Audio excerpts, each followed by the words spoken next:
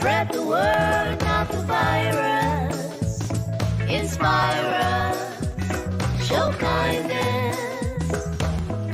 Spread the word, not the virus.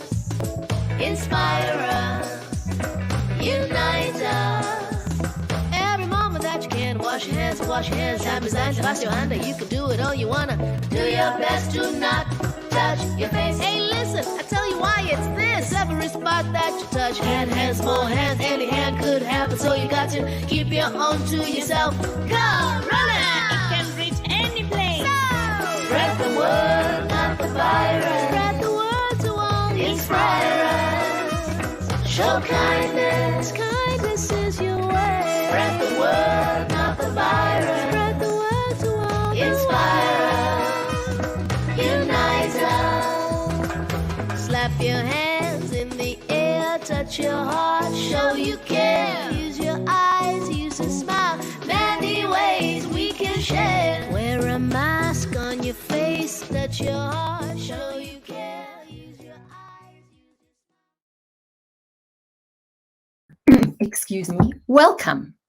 Such is the joy of technology that we've got Marc in. Yes.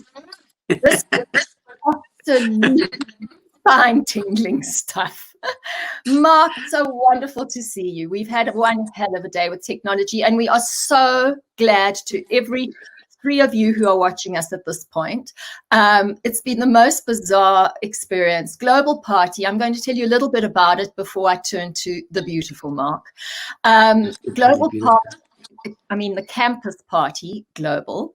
Campus party was started 22 years ago in Brazil. It started as a live action event. That's what they're good at. 2,000 people camp out in tents under a massive space and spend 3 days in a hackathon, and the world's top speakers come in. The technology is perfect. We don't lose Marc during the process. The technology works. There are millions of techies running the thing, and it's fabulous. This year, because hashtag Corona, we just somehow it's not happening. The bad news for South Africa, or the good news for South Africa, is we're live on YouTube, but the world's global campus party stage has gone. It's dead. It's been hacked.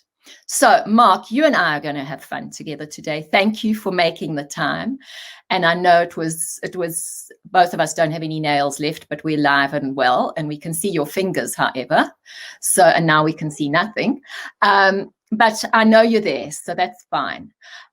We came in with this awesome video, actually produced by Marc's sister, Sue Lubner, with the fantastic Zolani Mahola. She was freshly ground originally. And that video was made for Africa Tikkun. And I'm getting feedback from you, Marc, so I think you might just have to put there we go, silence mic, and then when we're ready, when I finished talking to you, we can go. So that music video has been absolutely invaluable during COVID-19. I've been working in the community, and just lines and lines of people, which Marc will speak to, lines and lines of people lined up wanting food, and the little people, the little kids, we hand out masks, and they've been going to that music video. It's been fantastic. So with that introduction now over, Marc, thank you so much for making the time. Thank you. And I am sorry about the technical errors, but thankfully there's nothing I can do about it. But what I would love you to do is tell me how someone like you, we are both wrinkly millennials, I think, managed to transition into this world where only millennials can survive. No, more seriously, I see you're not wearing a mask, which is really correct. Marc, give me a history of Africa Tikkun. I think that's really a very good place to start at this point while we settle in. All right, Kath, I'll be quick. I think that the reality of our situation is, frankly speaking, you're either one of those individuals who sort of deals with threat by living in fear, or you do something about it. And it's an amazing truism that the best way to cope with fear is, in fact, to engage it. And so we've been really blessed, in fact, to be enabled by so many individuals around the world to be able to actually do something about this COVID pandemic and the resulting impact of lockdowns and stuff like this. Tikkun started some 25 years ago by my late dad and the chief rabbi, almost as a sort of knee-jerk reaction to the terrible situation that was uncovered post-apartheid. To a lot of listeners, it seems abhorrent that white people living in South Africa were not aware of really what was going on. But the reality was whites were not allowed to go into the townships, much like blacks weren't allowed to come out of the townships. And when those walls came, and that's certainly not an excuse, by the way, not for a second, for the naivety or the ignorance. But when those walls came down, people like my dad kind of got a first-hand glimpse of what was really going on in these communities. And they, from a place of just philanthropic care, decided they had to do something about it. And we carried on for about 10 years as your traditional charity, going in, we have got, share with those who haven't got. And we woke up to the realization that A, wasn't sustainable, and B, it wasn't the right model either. You've got to recognize that people living even in impoverished environments have got assets. So if you can work with them to create something that is in sync with what they're after, together with them and give them ownership of it, in truth, what you do is you build long-term sustainability. So we created what was called a child and youth development model called Cradle to Career. And very simply, we built early childhood development centers, after schools youth centers, then career development centers. And then we developed an organization that would get those individuals who'd gone through these training initiatives either into jobs or into starting up their own business opportunities. That's it in a nutshell. But we did this in the heart of the townships, employing some 600 odd people from within the communities to drive these programs and processes. When COVID struck, we really didn't have too many options. We had to take, most importantly, our standing in the community, the fact that communities trusted us. And instead of just closing down our centers because kids could no longer come to our centers, we turned them into distribution points.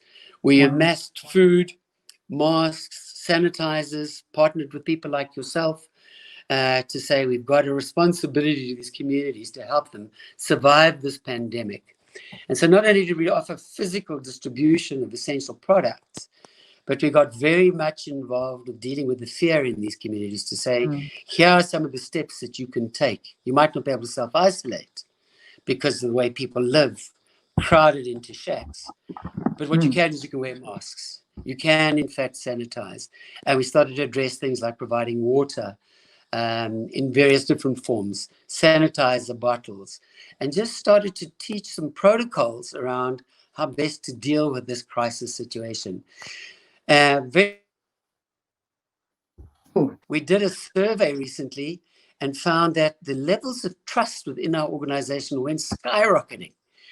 Not because we stepped in to solve a problem, but because we've realized that none of us had the solution on our own, but collectively we could be a lot stronger collectively together.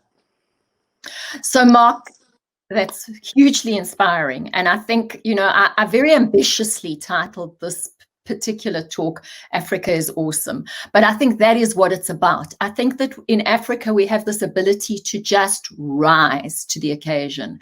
And particularly with Africa Tikkun, in an earlier discussion, we were talking about, does civil society and business play its part as well? But clearly we see how Africa Tikkun is part of that broader network where we've seen big business partnering with government. We've seen you guys as key implementers on the ground. But I think just for people to get a sense of what's happening on the ground, because so many people are stuck in their own homes.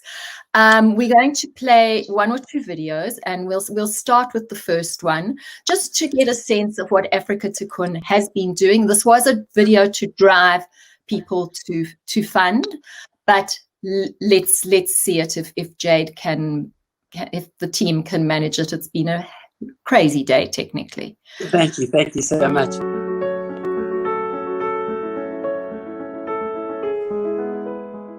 A child's future is determined in their first few formative years.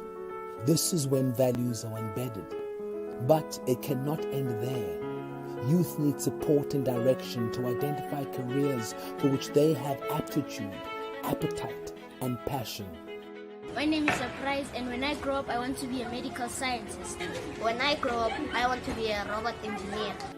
Africa to Kun provides developmental stepping stones from early childhood education to career development and opportunity. Young people are propelled along this journey by the principles of love, responsible kindness, and ubuntu.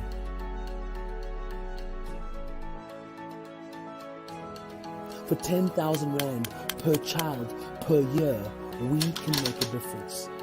Help us progress children from cradle to career.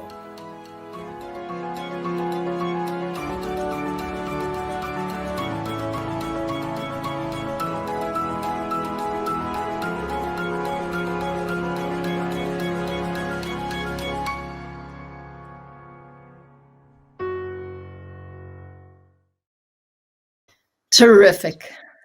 Kathy, just to pick up on an issue that you raised, please, I don't want this to be seen to be a fundraising initiative. That was a video that we did use, in fact, for fundraising.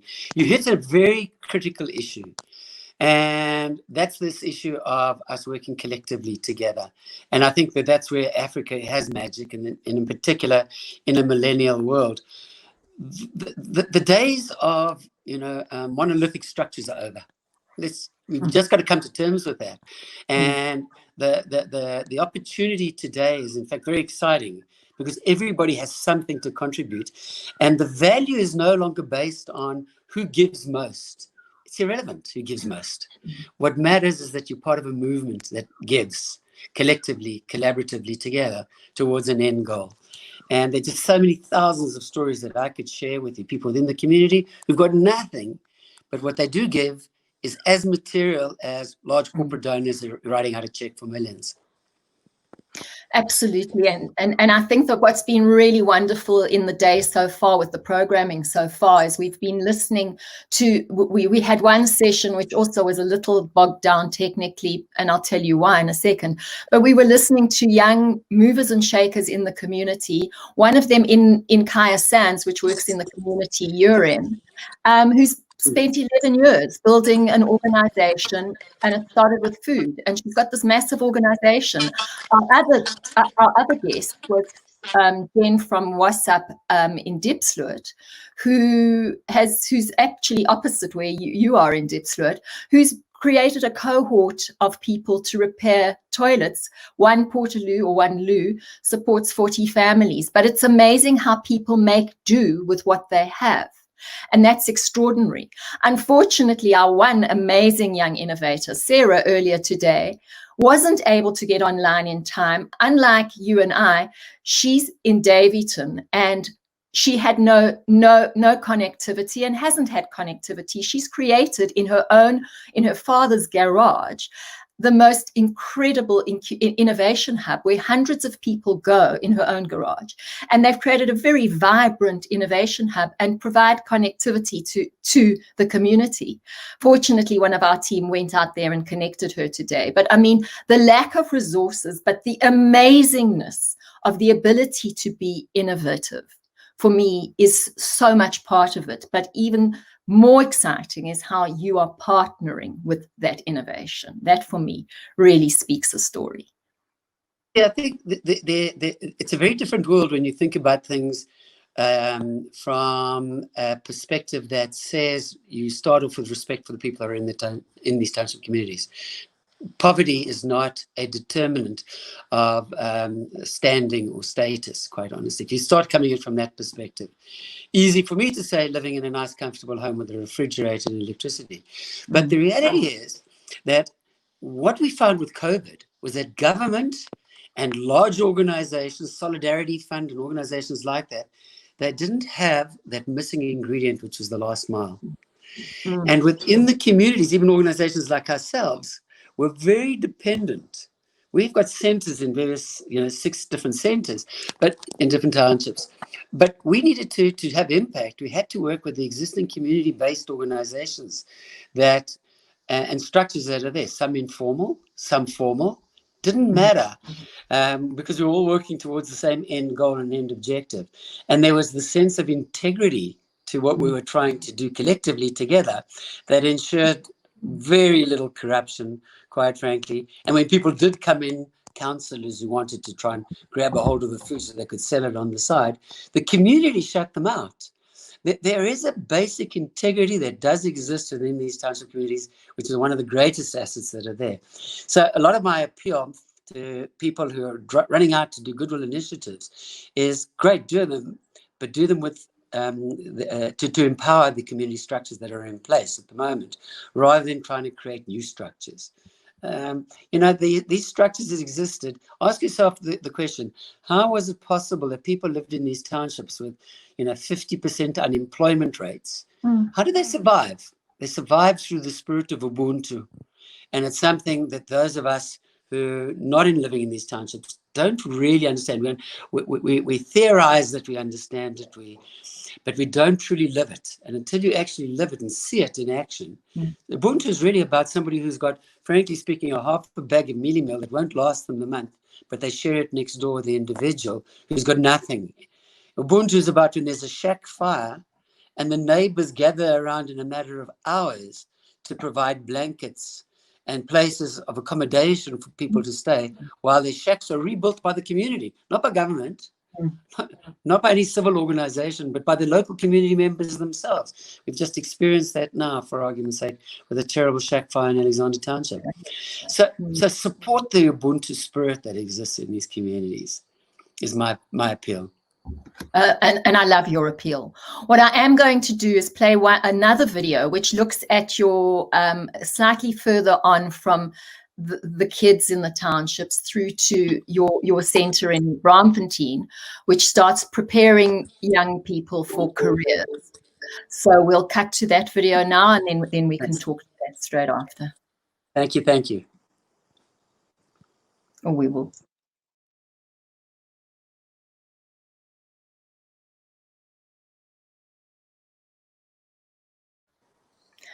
We seem to be dogged at the moment, and it's really not our team's fault. It's just been a very weird time. We've had people losing electricity and all sorts of things.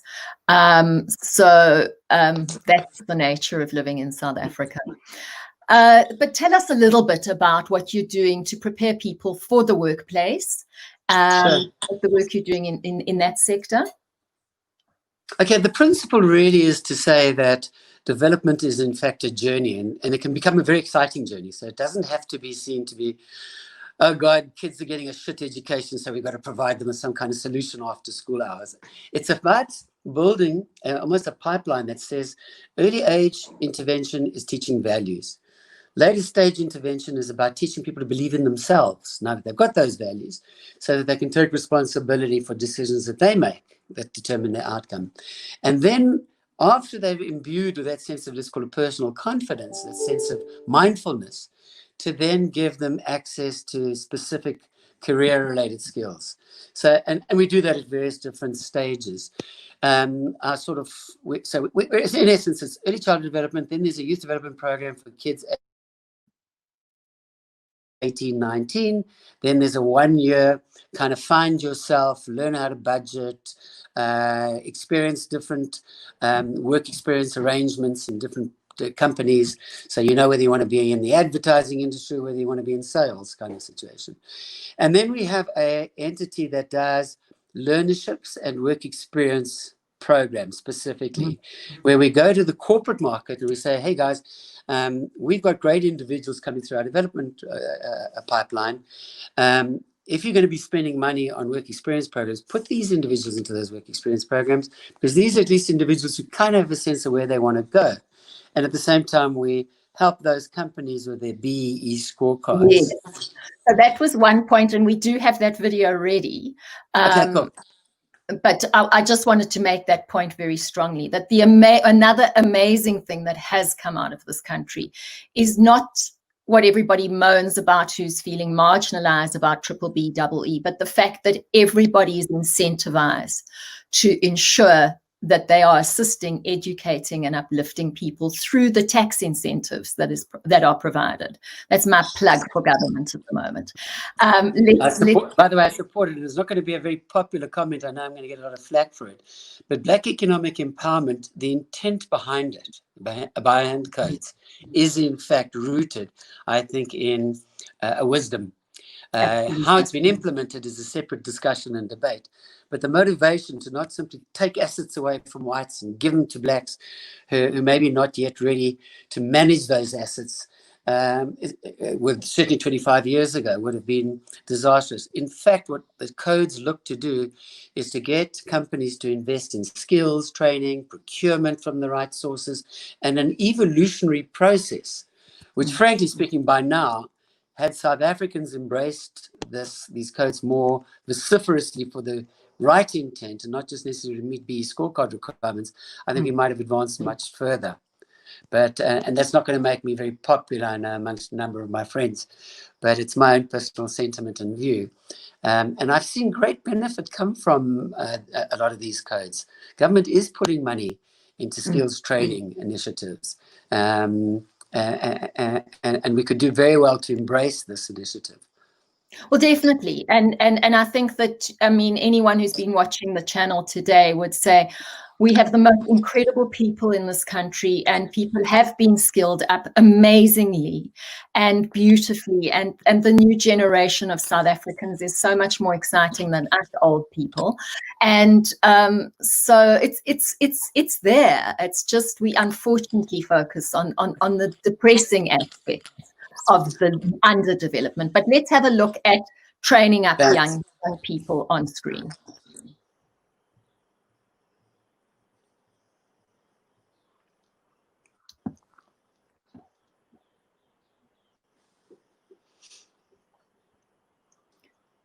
Sorry about that, guys. These technical, there we go.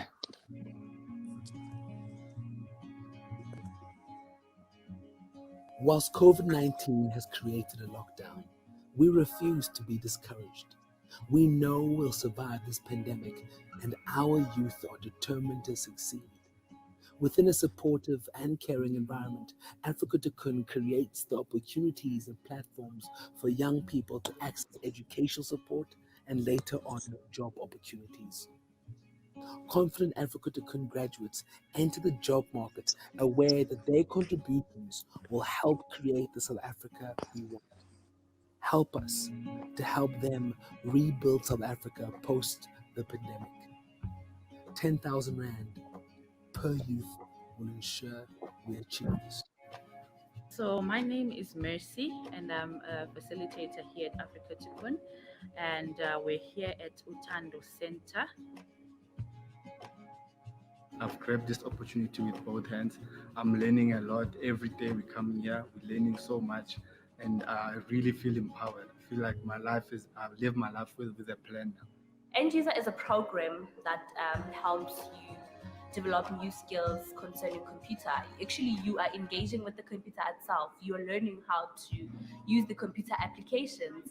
They're doing this learnership so that they can acquire some skills that will help them be able to get employment, be able to work in an actual working environment. Africa Tikkun believes. So, Mark, we can see this is how many people do you manage to push through during any period, and how does that work? Well, typically at any one point of time, we've got about 20,000 children and youth in various ages, as I say, from about 2 years up to about 22 years, that are directly impacted. We do have a program where we go out into the schools as well, helping mainly with career development at this particular juncture. We do have a Saturday schools program as well, where we help with academic support. Particularly, we have academic support every day, so you do your homework at our centres and stuff like that, and we've got homework facilitators. But on a Saturday, we run Saturday schools. And then we've got a program which is supportive of individuals in crisis in the community. So if there's abuse in the home, or family crises going on. So we will send caregivers, trained caregivers and social workers into the community to help support those individuals as well.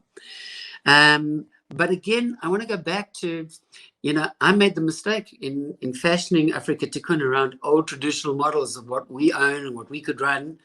What's far more important is the fact that what we're now doing is we're taking this model of cradle to career and we're starting to share it with other communities.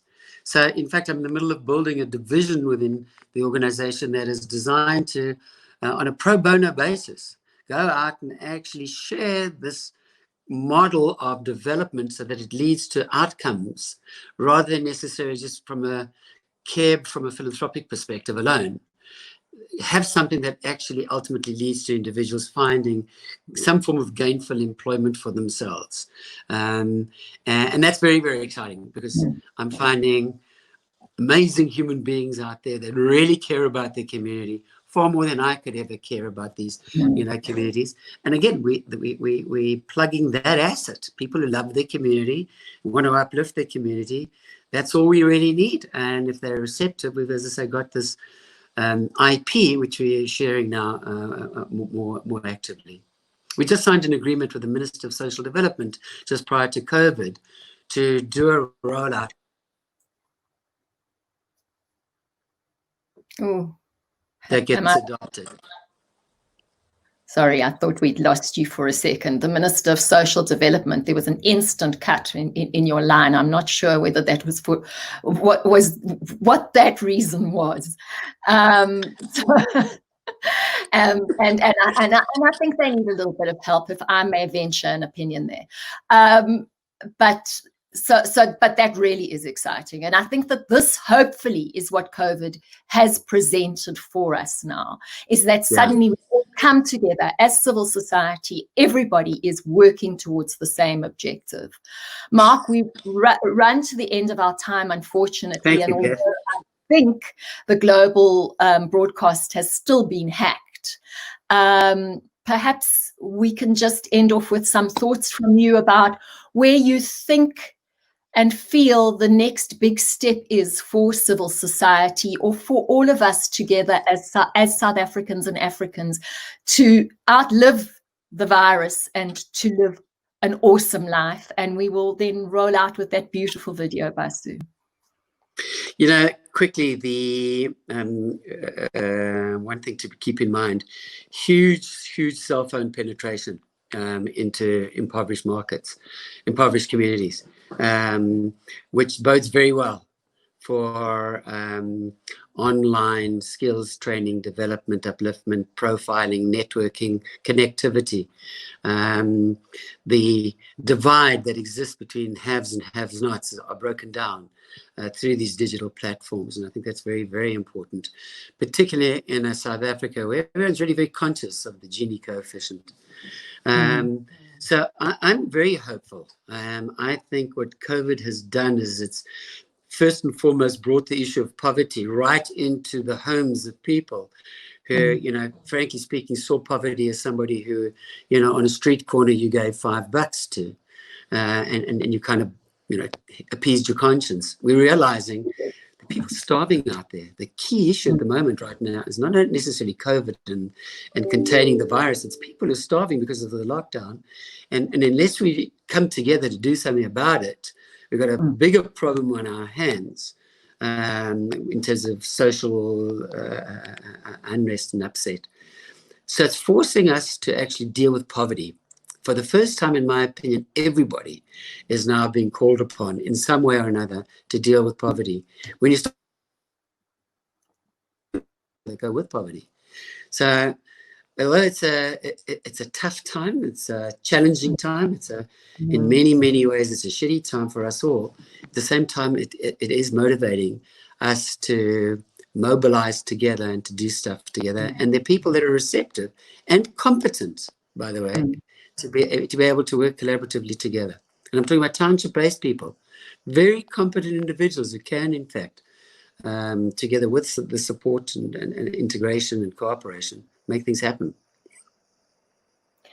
Fantastic, and thank you. And just our global site for our viewers is back on, and I know you've got to move on to your next appointment.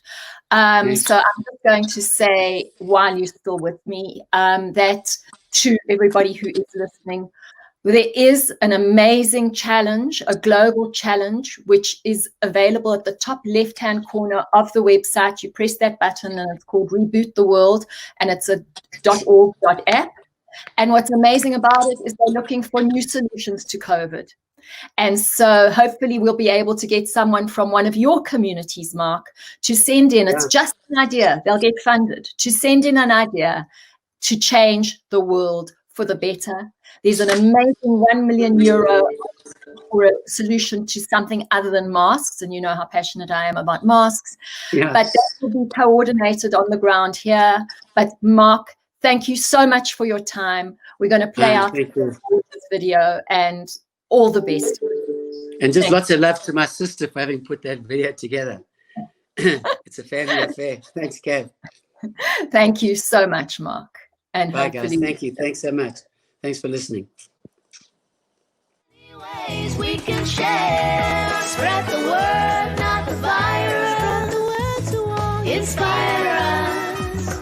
Show kindness. Kindness is your way. Spread the word, not the virus. Spread the word to all. Inspire us.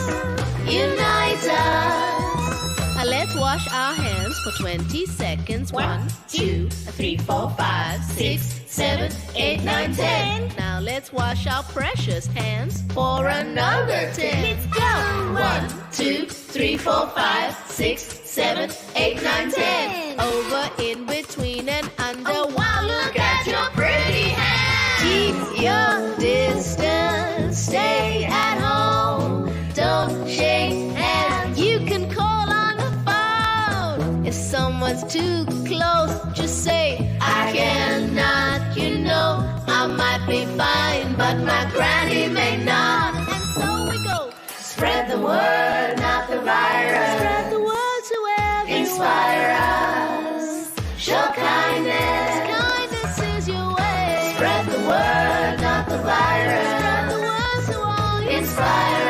us. Unite us. Know it is the way. Spread the word, not the virus. Spread the word to all. Inspire us. Unite us. Hello friends, my name is Baba. Let's unite with Africa Tikkun. Wash your hands, wear your mask, and stay safe. Mwah.